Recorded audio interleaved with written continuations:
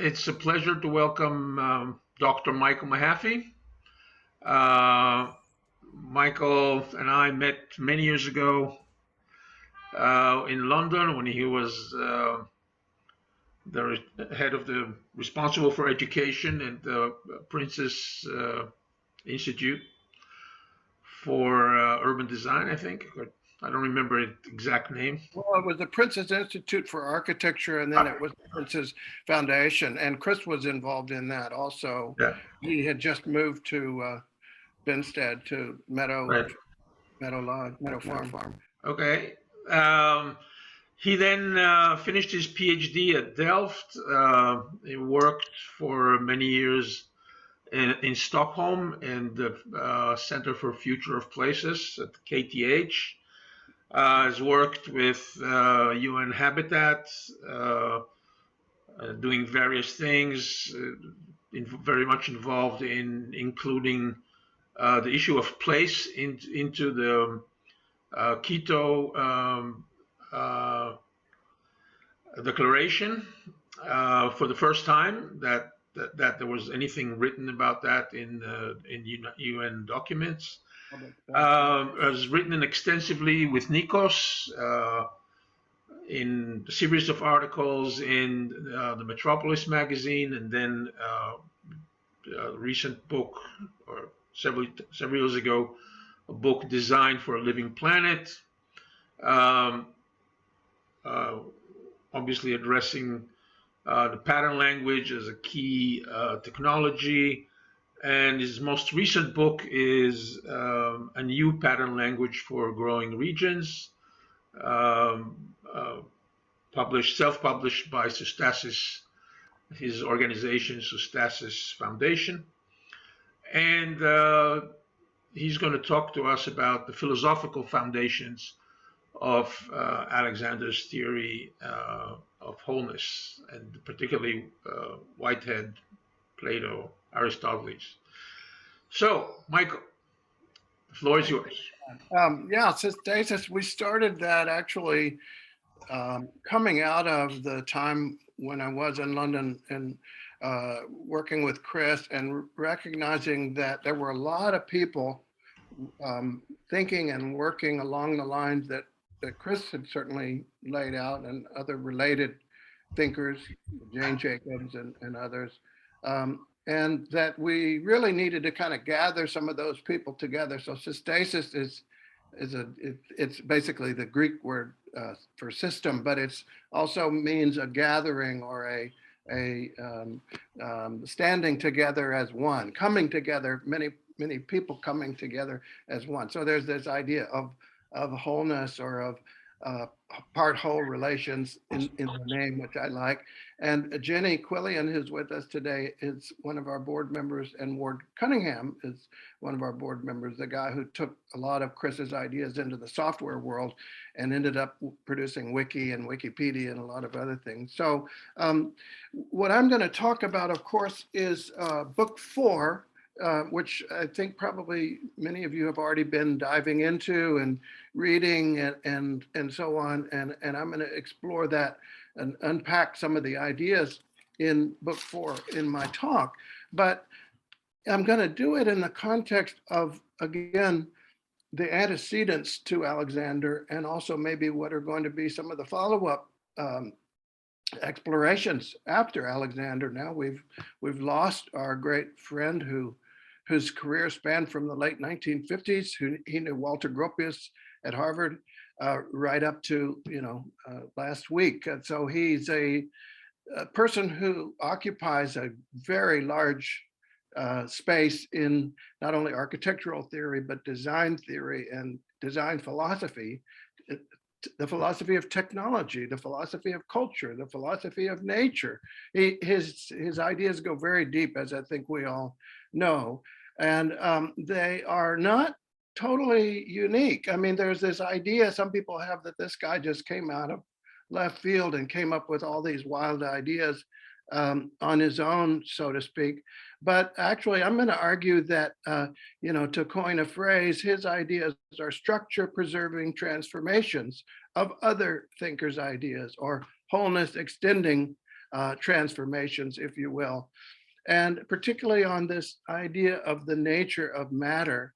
And I'm going to explore some of the other thinkers, the more recent thinkers like Whitehead and some of the other contemporaries of Alexander, and then going back even to, Aristotle and others. And there's a lot more to this story than I'm going to discuss, but I'm going to touch on some of those figures as well.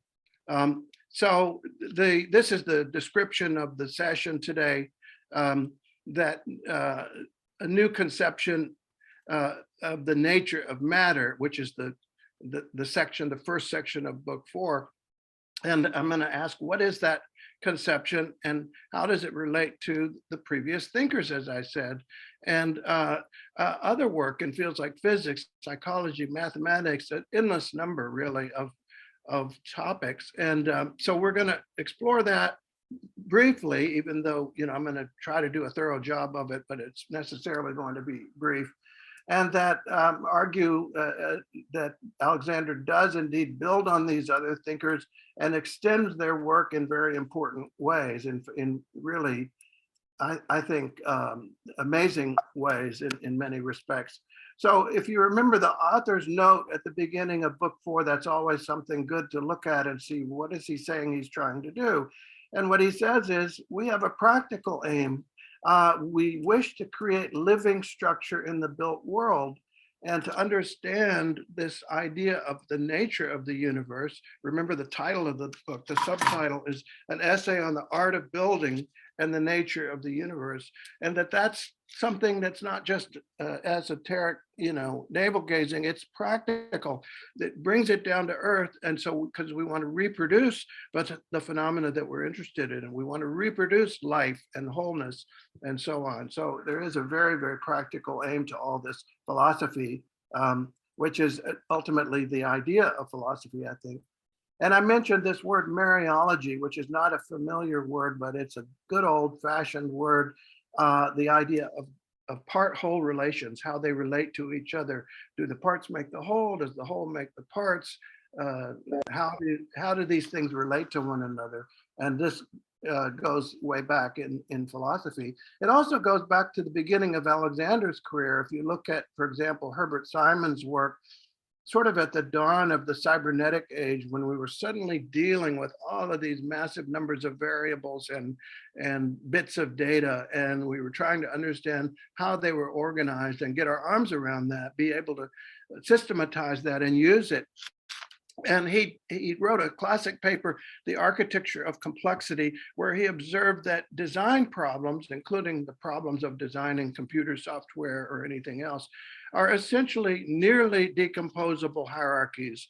They can be, seen as a series of nested sets. You have the whole, and then the parts, and then the parts of the parts, and the parts of the parts, but they're nearly decomposable. You have these sort of crossover relationships that are very, very important. And Chris Alexander took that idea much further in Notes on the Synthesis of Form, his first book, where he said these nearly decomposable relationships, these overlaps, were actually critical in understanding the way the natural world is organized, the way parts relate to wholes, and that these formed what he called semi-lattices, and you could work with those. You could work with the clusters that resulted in the sort of denser, stronger tie regions. And by the way, I'll get to that later. That's the genesis of the idea of patterns. But in Notes on the Synthesis of Form, he's looking right at the beginning of his career at this issue of mereology, the relation of the parts of a problem to its whole and to its final form. Again, did the parts make the whole? Do the wholes make the parts? How does this work in nature? How does it work in human technology in our own time? And is it different? And is it perhaps in some way deficient in some critical sense that we need to get our arms around if we're going to deal with our challenges, which is certainly what he found and what I certainly believe as well. And that means new tools and approaches that are suggested that can become very practical, like the pattern languages and other ideas that Alexander has developed along the way.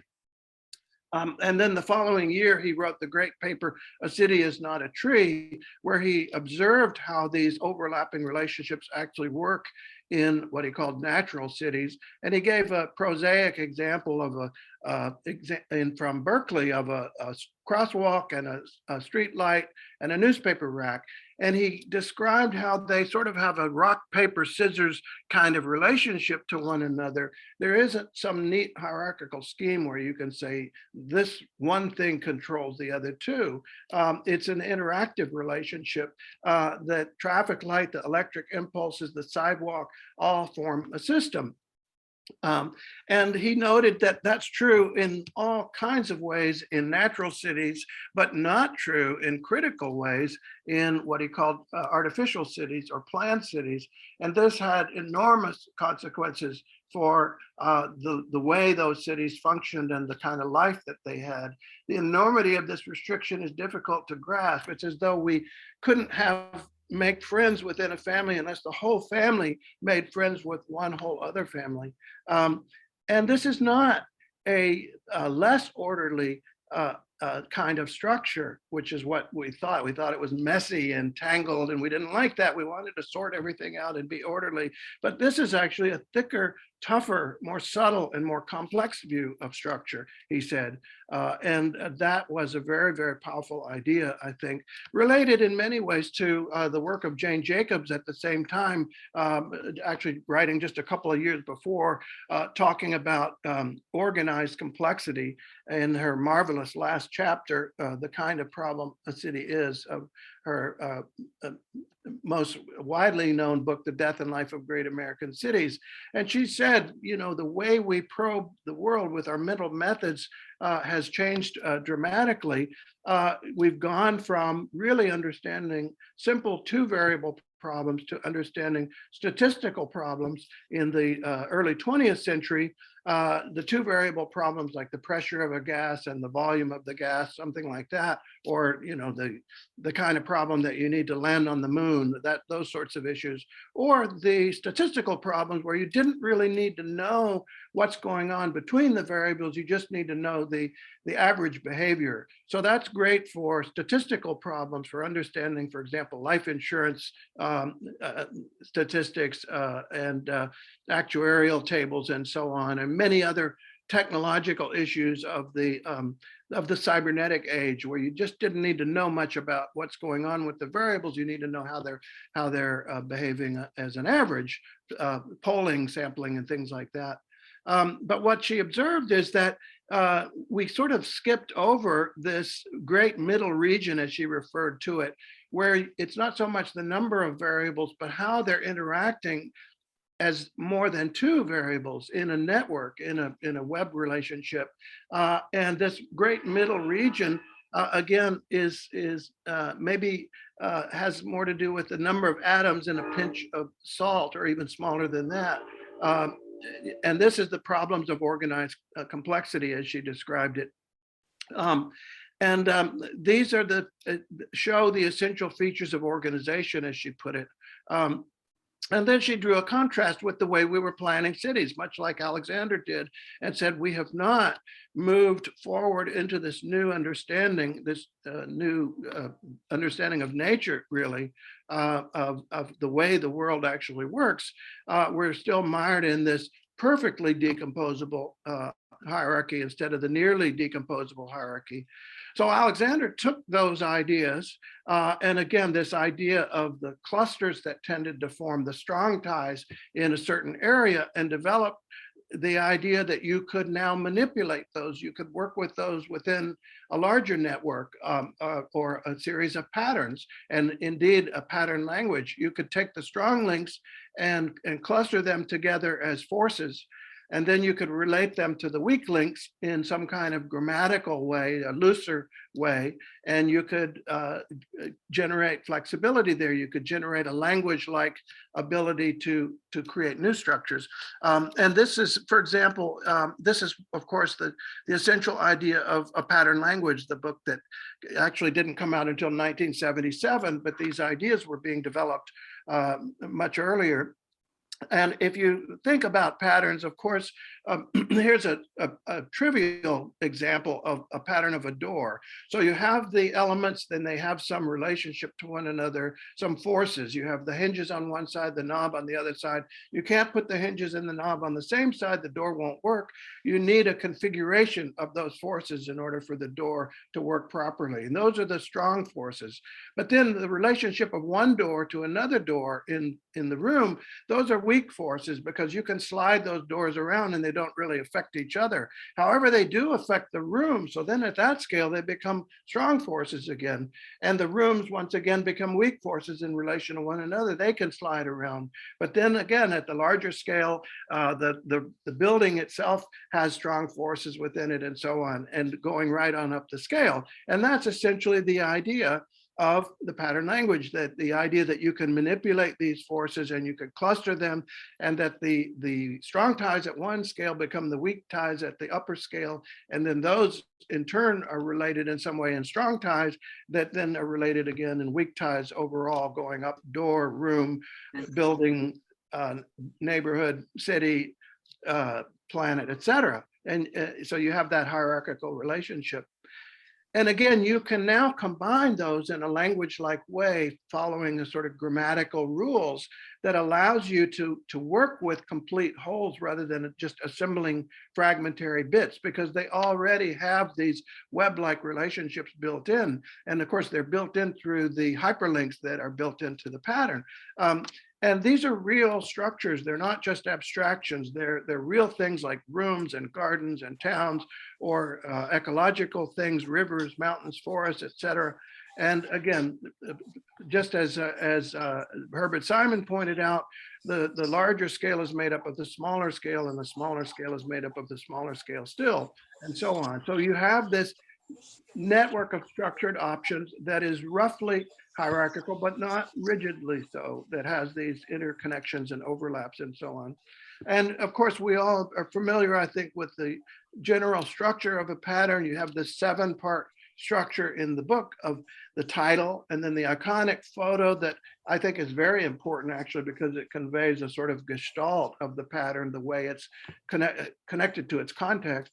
And then the upward hyperlinks to larger scale patterns, then the problem statement, then the analysis, and then the diagrammatic conclusion of some kind that says, therefore, you're going to do things in this way. You're going to put the hinges on one side and the handle on the other side, not on the same side, right? And then the downward hyperlinks to the smaller scale patterns. So that is the mereological scheme, if you will, the hylomorphic scheme. I'll get to Whitehead or Aristotle later, but the scheme of part-whole relations that's built into the pattern language. And that has this language-like aspect to it. The idea of a language was really important to Alexander, studying linguistics and very influenced by Chomsky and others. And this idea that language itself is a pattern-like structure, and reality is a pattern-like structure. I once asked Chris, what would you say is your biggest takeaway from your work with patterns and pattern languages? And I thought he might say, oh, well, I don't know what one thing is, but he answered it right away. He said, I thought I was inventing something, but I later realized I was discovering something. I was discovering something about the way the world is put together. And I think that's true of all of his work. Now, again, this is not an entirely new way of looking at the world. It's certainly innovative and important and breathtaking in its usefulness in many ways, but it does go back to at least to Aristotle. Plato had a scheme of understanding the world that was the world of forms, or eideos, and the world of matter. And those were two different things. Matter was simply an instance of the forms. And Aristotle really took that idea and turned it on its head and said, no. The world is, form and matter are embedded in the world. And the form at one scale, the matter at one scale becomes the form at the next scale, which again becomes the matter at the next scale, which again becomes the form at the next scale. And you can hear an echo here of Alexander, or Alexander echoing Aristotle. And this is his idea of hylomorphism, the idea that form and matter have this inseparable relationship to one another that is constantly evolving and transforming. Change is a material transformation. Matter undergoes a change of form. A lump of bronze is shaped into a statue. Of course, what is at one scale a brick, let's say, then becomes a house, and then the house can become part of the matter that becomes part of the form of the neighborhood, and the neighborhood becomes the matter that becomes the form of the city, and so on, and right on up the scale. So there is a close relationship, as you can see here, to Aristotle, but there's also some very important additions, as you can see. Certainly the whole idea of overlap and ambiguity, the idea that we can embed this into our language and into a language like tools. And so again, we see eternal ideas being reapplied to novel conditions and discoveries, being transformed and articulated and made more useful for our own time. And that's true looking, for example, at quantum physics and at cybernetics and other examples that I'll get to later. But there was something that Chris observed about a pattern language that he recognized was very, very incomplete and needed further work. And first of all, there wasn't enough ability to customize the patterns. People were not really doing that. Partly a victim of its own success. It was this Bible-like volume, as we all know. It was hard to interface with conventional systems and methods. That was a problem that he took on much later and really described in his last book, Battle. And there was not enough information about the form and the geometry and this sort of hylomorphic transformation that we've been talking about. This was what he brought him to the project of the nature of order, to deal with these shortcomings. How do you take this forward into a more complete understanding of how geometry is generated through the use of the patterns or the use of the elements that we're working with? And how does that happen in nature? How does it happen in human nature? And how can we apply that to a new approach, a new way of shaping our world? So here's what Chris had to say about it when he and I had some discussions in 2008. You know what? I'm sorry, I'm going to stop that for a second because I realize I need to make sure, yeah, I've got it, that I have the share. So what is the nature of order all about? Took 25 years to write, 4 big fat books or big thick books.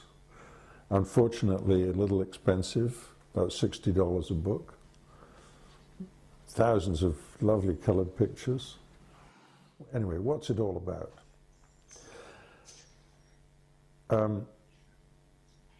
When I finished the pattern language, I thought that I had come close to solving the problem of making good human environments, and that if people went to work and used all those patterns, something very beautiful and good would follow in the hands of ordinary people, and just from the use of that language, that pattern language. That turned out to be not true. The early experiments that I made after the book came out, the pattern language book came out, I made it over a period of years. I made experiments to see what happened when people actually used this. And yes, certainly things, I think people did things that were very, very helpful to them.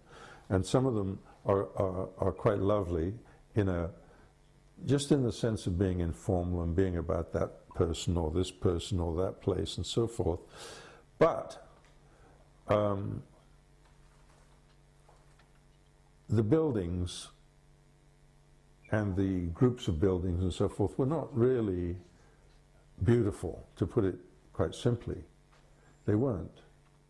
Luckily, I was, at that time, still relatively early in my professional life, and so I had time to think about this, and What the nature of order is about is what does it take to make the things beautiful, really and truly beautiful, in the old-fashioned meaning of the word, so that it touches you in your heart. And what these books attempt to do is to describe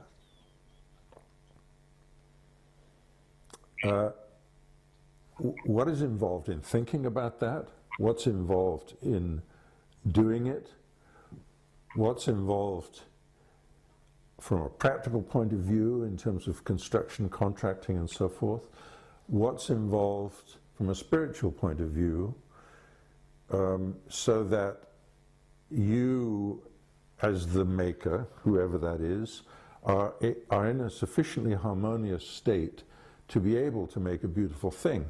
So it's really the gamut of all of that is what these books are about.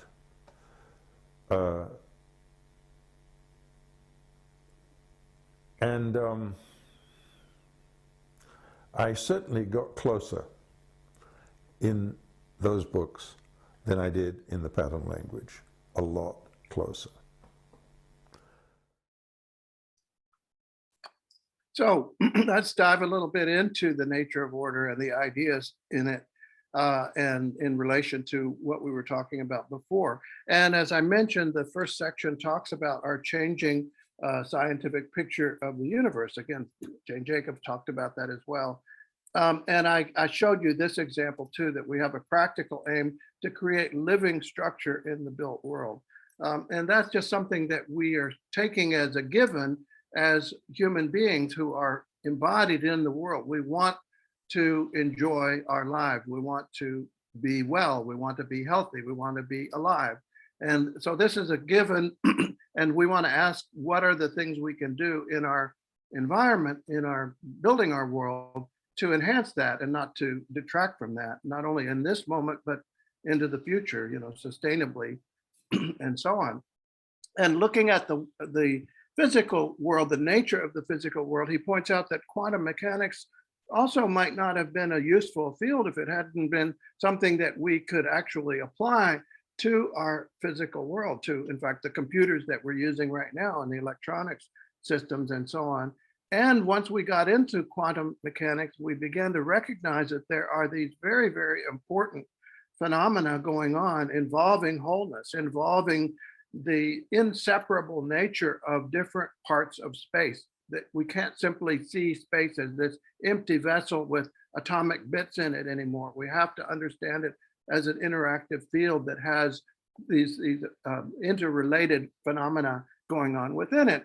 And that is very much an idea that Alexander took forward, that he talks about how many other people, Schrodinger, Bohm, John Bell, Wigner, other Penrose, took that forward. And then also more recently, people like Brian Goodwin, Stuart Kaufman, Mei-Wan Ho, taking these ideas forward into the biological realm and into an understanding of our own health and well-being, our own bodies and how they work, and how our wellness and our well-being is promoted and not promoted by understanding how these structures are actually behaving.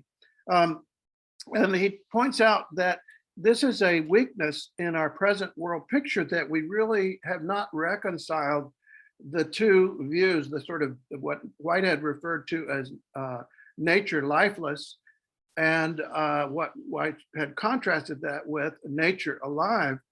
And he said, we really need to unite these two pictures of the world of our own experience in life, and the world of what seems to be mechanism, but actually is just our abstract ways of understanding through mechanistic models, what's going on in the world as we see in quantum mechanics.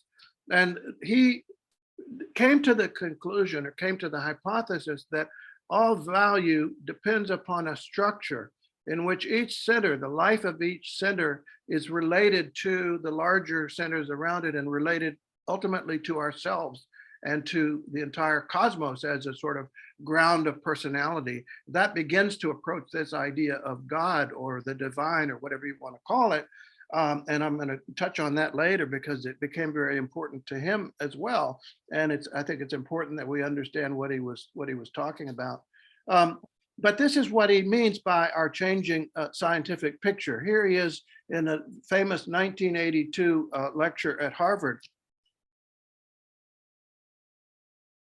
I've come to the conclusion that in order to set our ideas about architecture straight, and in order really to establish a clear picture of what we're doing when we build, it's necessary to make changes in our conception of how the physical universe is put together.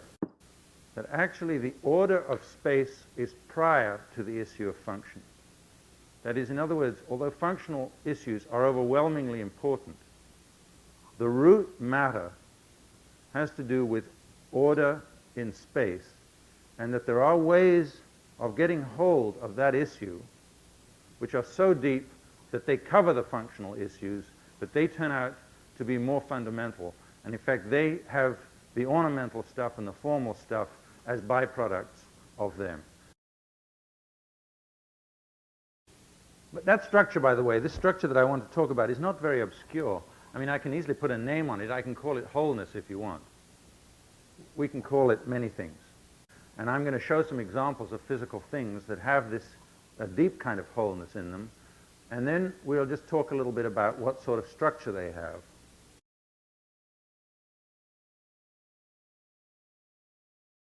Can we say anything about what these structures are? Can we be explicit about it at all? I, after thinking carefully about this for a number of years, been able to identify somewhere around about a dozen, something between a dozen and 15 different structural properties that repeatedly exist. Now, of course, it remains to be discussed and argued whether these deep structures are important or not.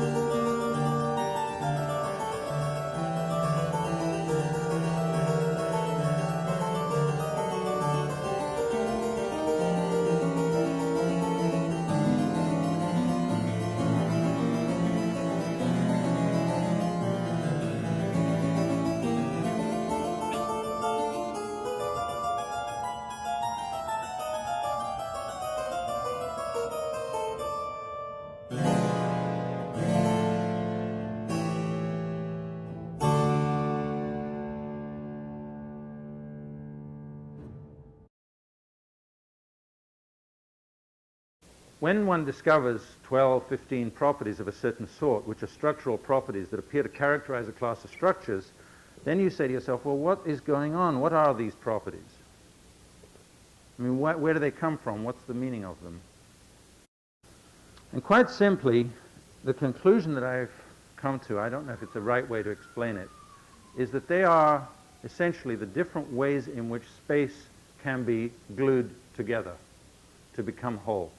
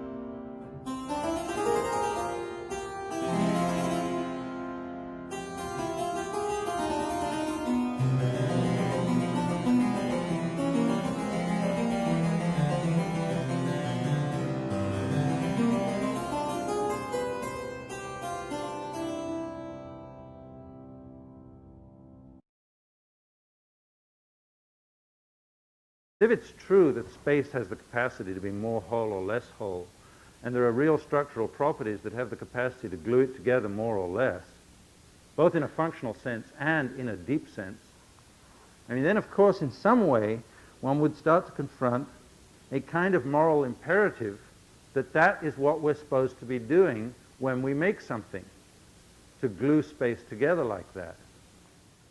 Of course, another very important question that you ask is, well, how do you produce something which has this unity of space or this kind of wholeness or this glued together quality? How do you actually go about making something like that?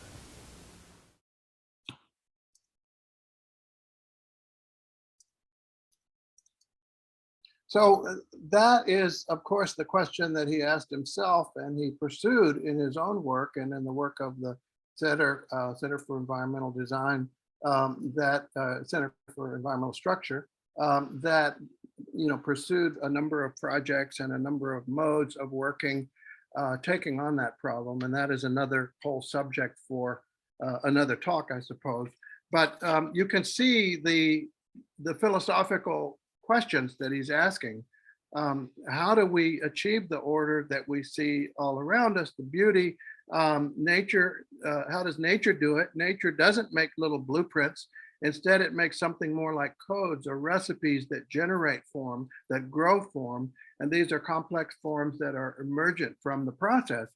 And there are lessons for us that we can learn from these processes and incorporate them. And of course, we've done so in the past, and we still do that today. But in many ways, it's suppressed and it's degraded by other processes that have become, if you will, viral and are preventing us from achieving what we could be achieving. By the way, I wanted to make a couple of remarks. One is that that 1982 talk, you can see that he was really early in his thinking about some of the ideas of the nature of order. He didn't actually publish the first volume until 2003, 21 years later. I also think it's interesting that the Bach piece that you heard does incorporate many of the 15 properties. I don't know if you noticed that, but alternating repetition, deep interlock, strong centers, the void, and so on. And of course, when you look at any beautiful structure, whether it's a natural structure or human structure, a beautiful carpet or building, it's going to incorporate a lot of those properties. And he's, of course, singling out one dominant one for you to look at in those images. But I think that's an important lesson, that these are often combined in very rich ways. And the question of how we go about doing that in our work is a big topic that remains, I think, one that we all need to be continuing to work on. So you saw some of the key ideas, and I'm just going to touch on them here again to go over this idea of centers, that space is already a place where there are latent centers. And this is the structure of the universe, really, that it's even from the moment of the Big Bang, it began to create centers and subcenters and sub-subcenters, breaking the symmetries as it were. And that you can understand these centers and how they are nested together, but also how they have overlapping relationships that enrich the complexity of the structures and make them more beautiful and more useful, because those are inseparable sides of the same coin. So these are particular sets, he says, which appear within the larger whole as distinct parts, and they can be separated out from their surroundings, but they're integrated into their surroundings in their actual structure. And you can increase or decrease the life of one structure according to the position and intensity of other nearby centers. And they become most intense when they help each other in this kind of reinforcing pattern. So I'll give you an example of that, of a human face. We all recognize the beauty of a human face. This is Penelope Cruz, the actress, whose face, as you can see, can be understood as a system of centers, the parts of the eyebrow, the iris, the eyelashes, and many of these patterns that we were just talking about, alternating repetition and strong centers and so on. And that of course is the structure that we recognize as beautiful, and also the structure that is very functional, where we can see as human beings, we can move, we can react to our environment, we can do all the complex things that we do as organisms. But if you begin to strip those centers away, notice what happens. It's quite disturbing. You get this sort of doll-like image, this very dead-looking and quite frightening, I think, figure, this very mechanical automaton-like structure, as opposed to what you have when all the centers are brought back into this wholeness, this harmony, and not only the eyes, of course, but the nose, the mouth, the hair, all the other parts of the human body, which is, of course, one of the structures that we recognize most easily as a beautiful structure, a structure with all these characteristics. And so the structure preserving transformations are going on all the time. He later referred to them as wholeness enhancing transformations, and gave this example of Edgerton's famous milk drop, where Harold Edgerton took a drop of milk and shattered it in a plane of milk on a sheet. And instead of getting just a big mess, what resulted was a much more complex structure, more centers, more details. In fact, the new centers with a series of geometric properties, and lo and behold, there are many of the same ones we were just talking about: levels of scale, strong centers, boundaries, alternating repetition, and so on. These are spontaneously forming all the time in the natural world, and they're spontaneously forming, I think, through the hands of good craftspeople as well, when they recognize these properties and work with them in their crafts. And you can see this, of course, in many human structures. I had shown this in earlier, this image of how these properties are being created and transformed, and how they exist in not only the natural world, but in human creations.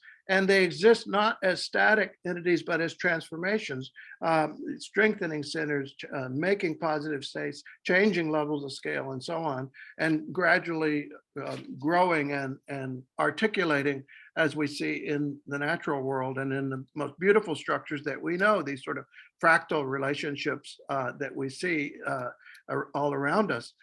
So let's see, we have about, I want to wrap up the talk and have time for some discussion. So I'm going to touch on this last topic, which is in many ways one of the most controversial, where he talks about God, or he talks about, if you will, divinity, or the divine nature of the cosmos.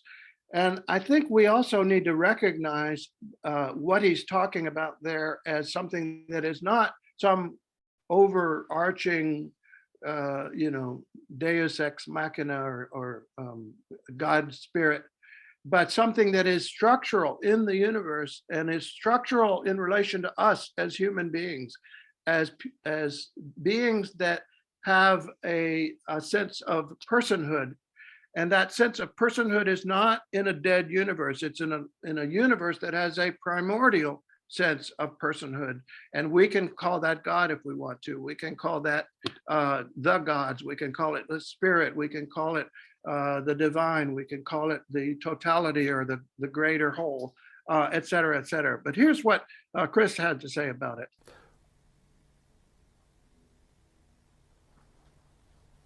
See, it's very, very difficult to deal with the nature of order properly without talking about God. I lectured on the nature of order for years, wrote the books. Most of that time I myself did not speak about God. I very, very rarely so much as mentioned that subject in the lecture room. I think there was a certain sense that it was inappropriate. And I'm embarking now on a view of the world where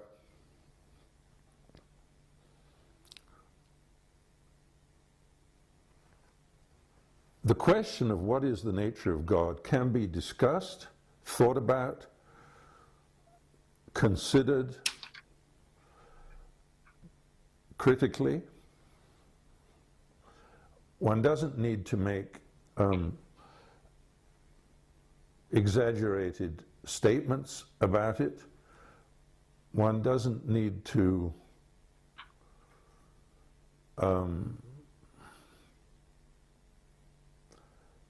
believe in visitations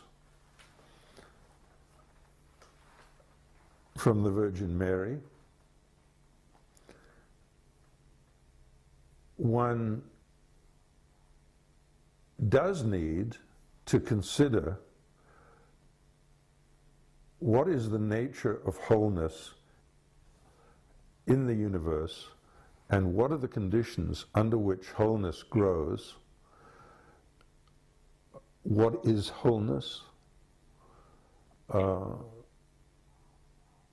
And the answers to that straightforward question cannot be given by mechanistic thought modes.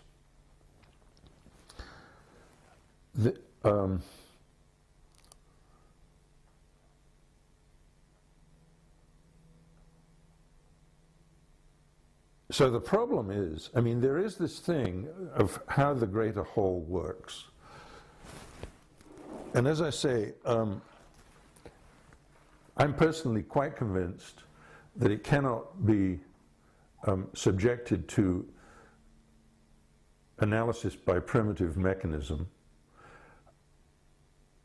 On the other hand, I'm also convinced that it can be approached through rational, even mathematical thought. It deals with real phenomena, and as I say, these phenomena gradually, what shall I say? They gradually sort of go in transition towards touching such questions as the nature of God. And you may say, well, but what if God doesn't exist? What if this is all hoo-ha? Well, the point is that there are these phenomena of wholeness, which is the most important of all of them. If you rule out forms of explanation, even observations of certain kind of phenomena, and do not allow yourself to tell, as far as you can, the exact truth about what is going on in these cases, but only allow those things to be said which can be handled in a mechanistic framework, at this point you're simply doing bad science. I mean, it's not, you can't do, science has to do with knowing, knowledge. And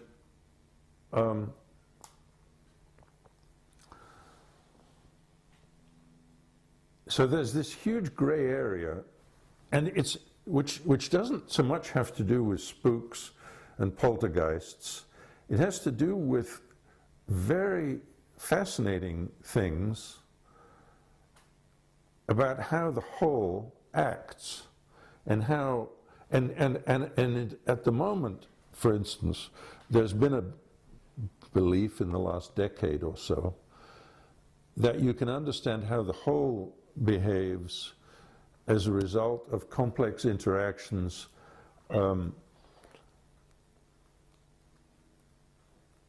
between many particles, or if you want to view some complex system as a cellular automaton, that by in effect programming the way that the different cells interact in that cellular automaton, one can hope to realize the behavior of something in a holistic fashion. Now, there's a severe limitation on that. It is true that some apparently holistic phenomena can be simulated like that and can be reached like that, But there are other far greater issues where the whole is acting, where at the moment there is absolutely no probability in sight of being able to explain them in that simple-minded way. And yet, if we're dealing with such topics as you were raising a little while ago about people's well-being and so forth, the wholeness that is necessary to make a human being deeply grounded and at one with the world around, that is not within the reach of mechanistic explanations. But it is not only a subtle, but also a very important problem which needs to be tackled head-on by whatever means it takes to come to terms with it. And in the nature of order, going back to that book for a moment, I laid some of the first steps of a path that goes in that direction. And as I said, I'm now embarked on a series of new books, about 7 or 8 of them, which will try to complete the journey and actually make clear how all this necessarily fits together.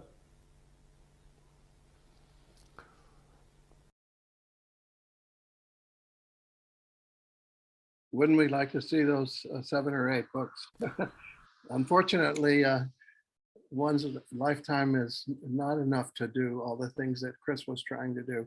But I want to close on this point, though, that I think Chris was rather defensive in some ways about this question of religion and spirituality and the divine.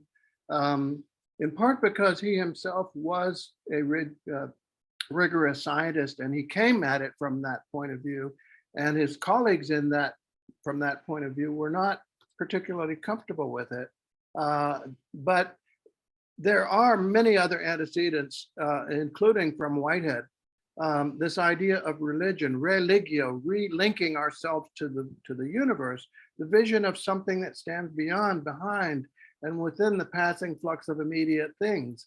So there is a honorable tradition of, if you will, pantheism, or the theism of, for example, Spinoza, who certainly was somebody that Albert Einstein read very closely and was very serious about understanding what Spinoza was talking about in terms of the order of the world. You see in Einstein's thinking and in Spinoza's thinking that this divinity, this God, or whatever you want to call it, has to do with the structure of the world and the harmony of the world, the lawful harmony, the order of the world. So I think this is something that it needs more exploration and more application, and maybe understanding from a ecumenical or a trans-religious, trans-secular understanding of the metaphoric and the mythological aspects that are very, very important to human culture and human experience, and yet need to be reconciled with the understanding of the world from a scientific point of view. So this, to me, looms large as a very, very important remaining project. And the idea that what we refer to as God or the gods or the divine is simply this mythological picture that we ourselves are a part of the universe. We're part of the fabric of the universe that is alive in some deep sense, that our life and our personhood is not a freakish aberration, but woven into the fabric of the cosmos, that we're part of this greater whole. And furthermore, that we can understand it structurally, and we can use these structural tools that Alexander described, nature alive, as Whitehead put it. And Alfred North Whitehead also said that we need to fuse physical nature and life together into the composition of really real things whose interconnections and individual characters constitute the universe. Very, very important idea, I think. Life is a kind of structure within space. That's certainly an idea that Chris leaves us with. As we see with the genome, the structure of the molecules is what gives rise to the organism, to us. The proteome, the structure of the protein, the connectome, the structure of the neurons in the brain that gives rise to consciousness. And even viruses are behaving in a very sort of lifelike way, although they don't have any of the apparatus of life as we understand it. So they tell us that there is a life within the universe, within the structure of the universe, within the structure of space itself. And I think that is one of the most important ideas in Alexander's work. The idea that we can understand how morphogenesis works, how, as he referred to cellular automata, the genome and the proteome, the ways that these processes work and unfold structures that are useful and structures that are beautiful, the astonishing variety, the astonishing beauty, the beauty of traditional cultures when they embrace these sort of unfolding processes, these crafts processes, the processes of making carpets, the processes of recognizing language as a generative system that creates generative possibilities through its logical dynamic. This is something I don't think we have right yet in linguistics or in our epistemology. The fact that language is a real structure in the world, along with the other structures, is simply able to generate through its generation of symmetries, new structures, a symmetric structuralism, I would say, a new structuralism, new structuralist understanding